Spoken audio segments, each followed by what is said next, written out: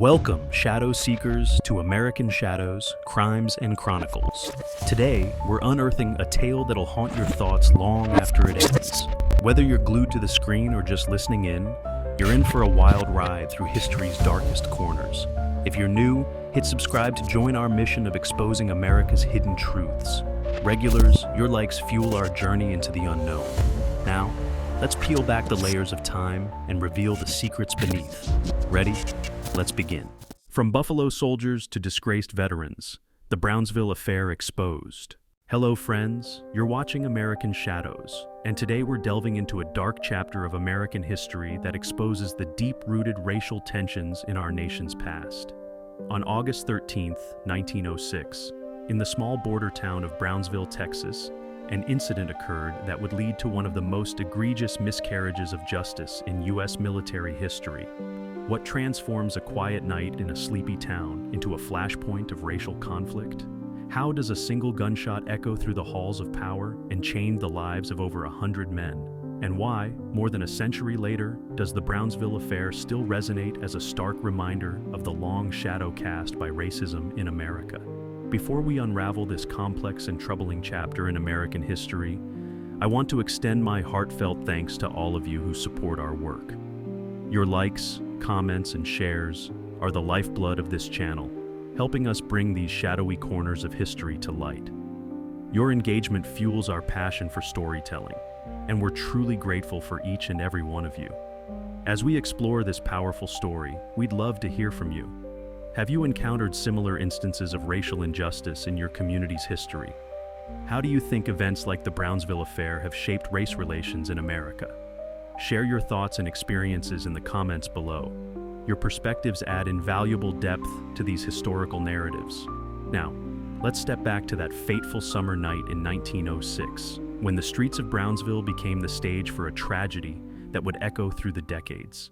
Picture, if you will, the border town of Brownsville, Texas. The air is thick with heat and tension. Just weeks earlier, the all-black 25th Infantry Regiment, known as the Buffalo Soldiers, had been stationed at nearby Fort Brown. These were seasoned soldiers, many of whom had served with distinction in the Spanish-American War. But their presence was not welcomed by many of the town's white residents, who viewed the black soldiers with suspicion and hostility.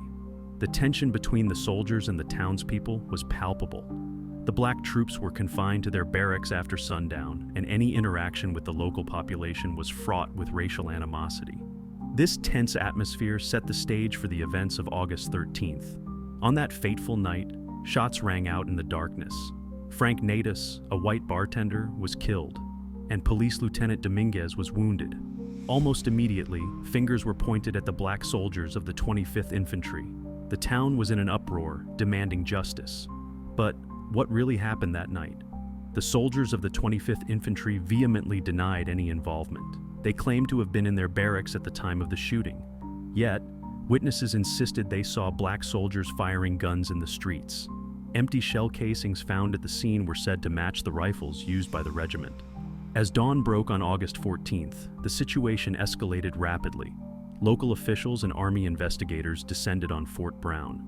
The soldiers were interrogated, but a wall of silence met the investigators.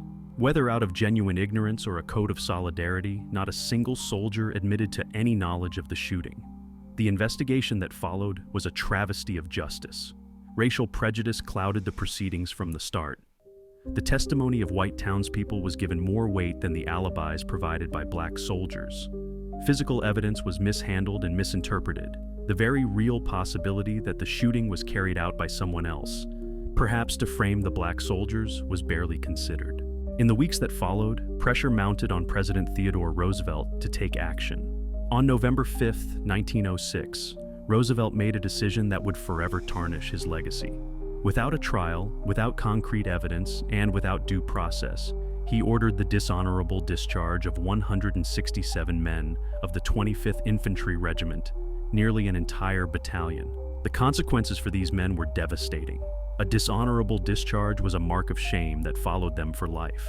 They lost their pensions, their right to vote, and their ability to find decent employment.